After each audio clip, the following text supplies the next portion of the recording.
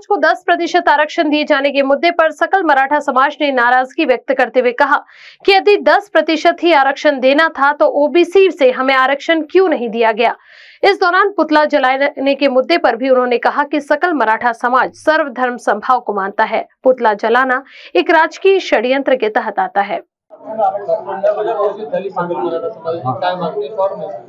आमची मागणी आहे की जे आरक्षण आम्हाला देण्यात आलेलं आहे 10% आणि तुम्ही पूर्ण इम्पिरियल डाटा तयार करून जे आरक्षण देतात, मग इम्पिरियल डाटा तयार केलेला आहे आणि तुम्ही तो मान्य केलेला आहे की हा समाज मागास आहे, तर तुम्ही आम्हाला ओबीसी मधून आरक्षण का देत नाही? तुम्ही वारंवार त्या जरांगे पाटलाची फसवणूक का करताय?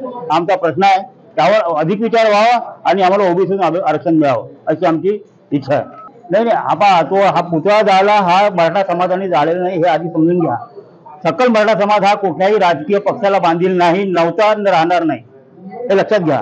तो जो प्रकार झाला तो राजकीय प्रकार आहे, त्याचा आम्ही विरोध करतो, त्या प्रकाराचा आम्ही विरोध